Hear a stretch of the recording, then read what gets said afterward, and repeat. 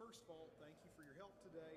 Tell us a little bit about this project in the town hall, what you want people to get out of this tonight. Yeah, thank you, Jordan. So it's a big deal for us at SWEPCO. We're a part of the community. We want to make sure that we're having the conversation with our customers about what could potentially happen if they're impacted or affected by this transmission relocation and rebuild project that we have going on. All right, so tell us about the relocation, the existing line, and then why y'all are needing to build a new line. Yeah, absolutely. So this line is 60 years old, and just like everything else, it has a life expectancy.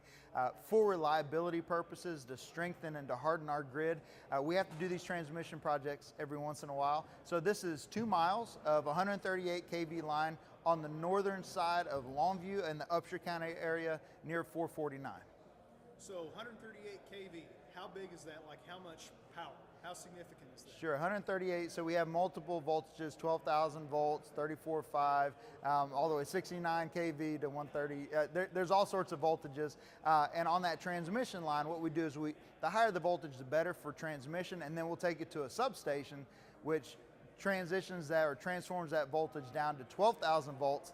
That'll go to the transformer outside your house, and then that transitions to about 120 to 240 volts, which is what you use for your appliances. So transmission projects, kind of think tall poles, longer spans of line. So you've got how many different proposed relocation routes here tonight for people to look at? So we're looking at different lengths proposed, and so what we have is we have the existing, and just like anything else, a lot of infrastructure has grown around our transmission lines, which happens when you have good electricity, you have development, right? And so, but what's happened is the rebuild opportunities are kind of limited. So we're looking at other lengths and that's why we want the landowners to come in, have that conversation with us. What projects do you have going on in the area? What infrastructure development could be happening so that we can choose, along with the Public Utility Commission of Texas, we can choose the best option for our entire community. So the comment period will be open for 30 days.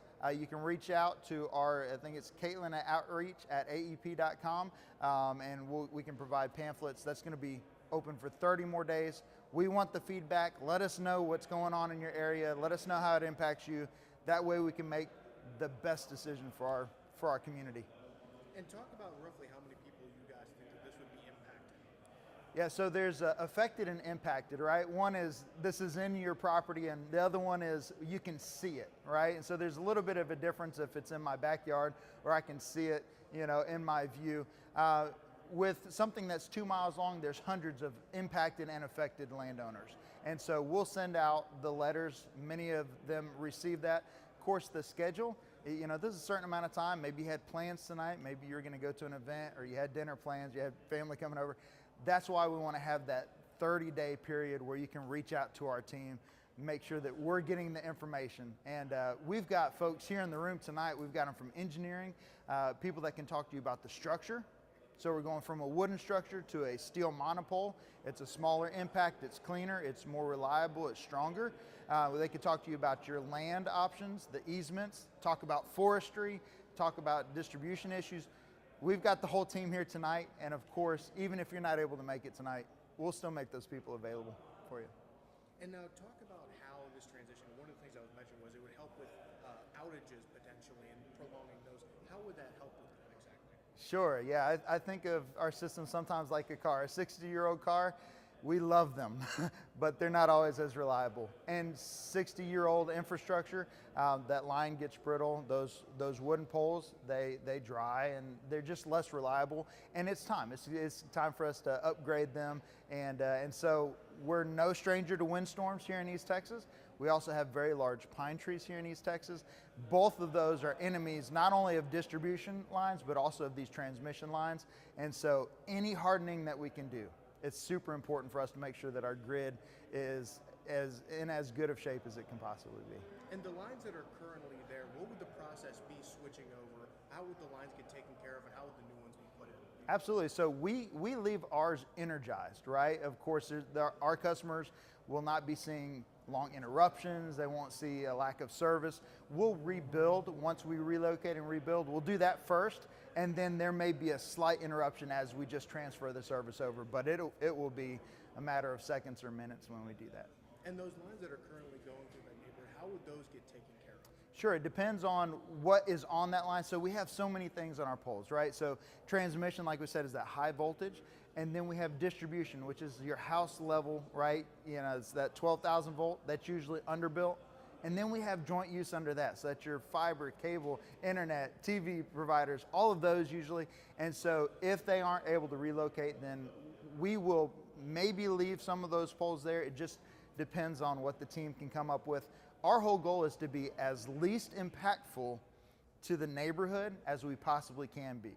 So if we can remove that infrastructure, we will. If we need to stay, we'll make it as least impactful as possible. And how long would it take for some of these poles to get removed? Is it a quick process? How long do those roughly take? Sure, yeah. So we've done environmental studies. We're doing our landowner outreach. The largest part of this project is the kind of investigatory piece is let's make sure that we have all of our information right. Once the project starts, and it's supposed to start in 2027, it'll take several months, and it's 2 miles, and it's backyards and through alleyways and long stretches of rural as well. It'll probably take, and this is a bit of a guesstimation, but probably about 6 months to get done. Yeah. And so for any residents that are in that area, you guys would work with them about how to take care of some of these different projects. Yeah, absolutely. Like I was just talking to our forestry guy, and they do a lot of this transmission forestry work. They've got door hangers that's going to have the project manager's name, cell phone number. It's going to be on, if you only have, say you don't have a house, but you have property, it'll be on your gate, right? We're going to find a way to reach out, not only with letters like we did for this event, but with those door hangers, with those gate hangers, to make sure that you've got good contact information for this project. We don't want to surprise anybody. Right? We want to have a communication and understand that there's always a possibility that someone is frustrated. Our job is to how can we, to the best of our abilities, mitigate any frustration, and that's just having the conversation. And of course, these lines, you see some of them that go right next to some of these houses, and they look like pretty relatively new houses. You mentioned the lines have been around for these times. Was the goal of this sort of to help get rid of some of these lines that may be in these properties that are newer and try and get it somewhere else where it's not in the way? So usually those electric lines have been there for 90 to 100 years. And like you said, they predate the homes. We do have right-of-way that's established specifically for the distribution side. It's 15 foot from center point, but then these 138 lines can be 200 feet from center point, right? And so unfortunately, we do have people that build in that space, and we do want to, it's all about safety in our world for our employees. It's also about safety for our customers. So when we can mitigate and make sure that we clear out that right-of-way as much as we can, we do that when we do this project as well. Yeah. And these lines, how much taller are they than the ones that currently exist? Same size. Same size? Yeah, same size. Yeah. And let's see.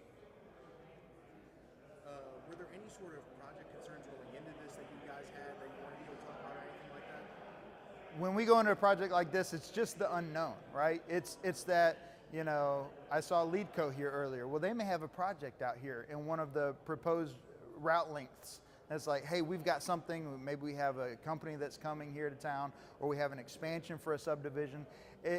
We know what we're gonna do on our project side for the most part, but it's those details of what's going on in the community. We don't wanna miss that because we don't wanna do anything negative when we have these projects. So it's an information search tonight, really.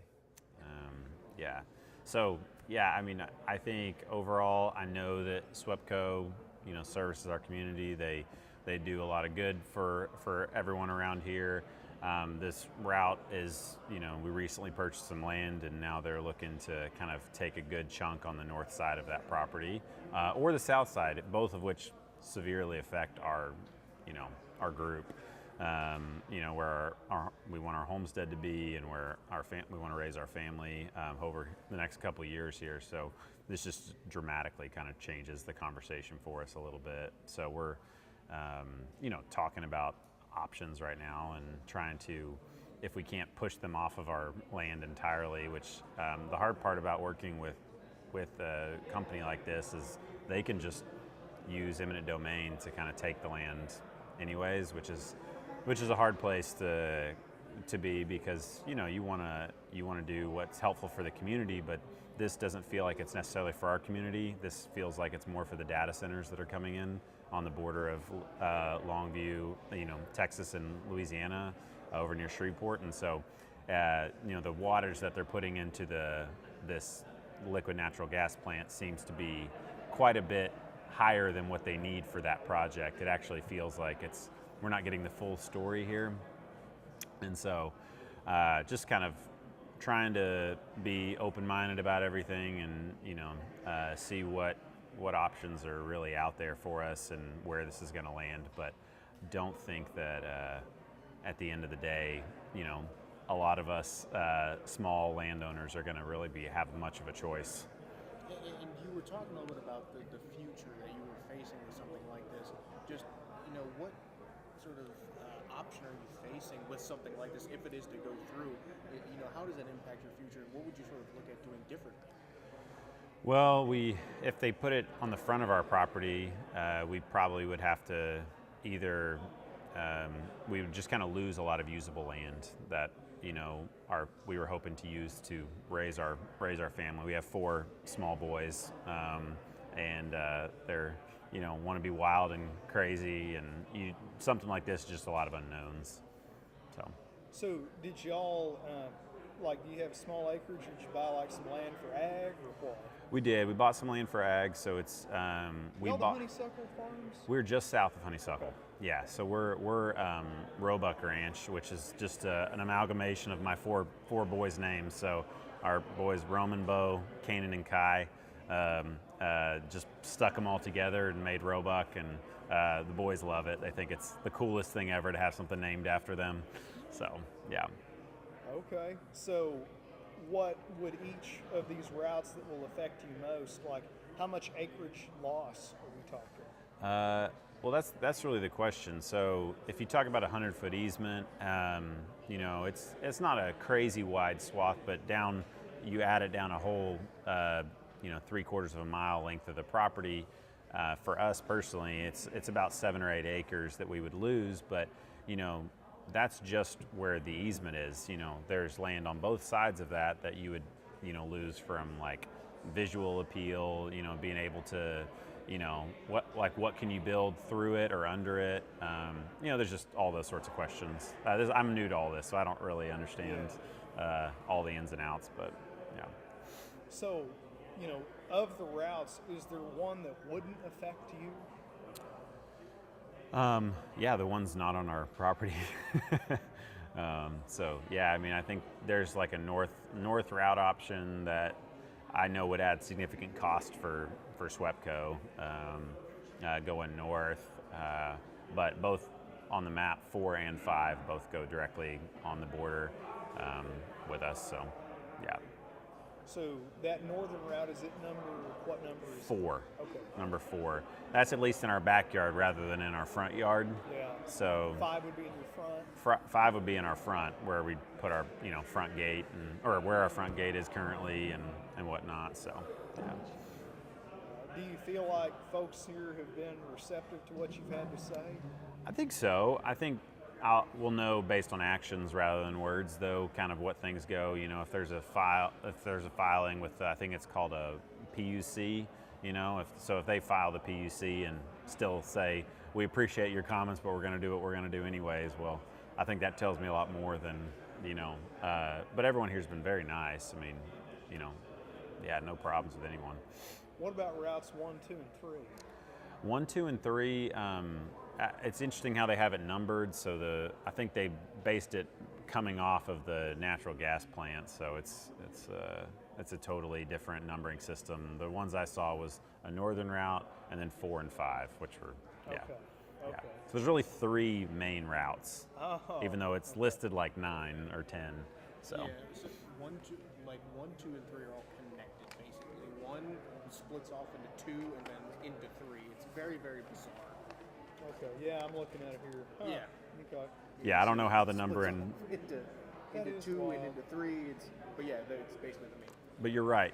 You would think, well, what about you're saying 4 and 5? What happened to 1, 2, and 3? And it's Right. like, well, There's not. Yeah. Exactly. But interesting. Okay. So your property, that's north. it's this one right here. Okay. Which is interesting because I would think 4 and 5 would be further north. But anyway, okay. Yeah. So I guess 1 is the north route. Okay. And then 2 and 3 are just variations on the end of it. But yeah, these are the ones that, because basically if this thing's a 2-mile expansion, this length of our property is about three-quarters of a mile. So, yeah. Okay.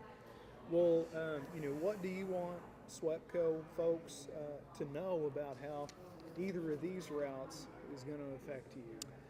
I think just kind of what we said. We're just we want to be agreeable and help out where we can, but I think just trying to not damage the land that we have worked. It's been in one family since the 1800s before we bought it, and so with that, it's very well preserved. I have photos dating back to the 1930s, 1940s on aerial photography back when the United States started surveying for, during the World Wars, we were really worried about foreign spies and adversaries, and so they basically photographed the entire rural America.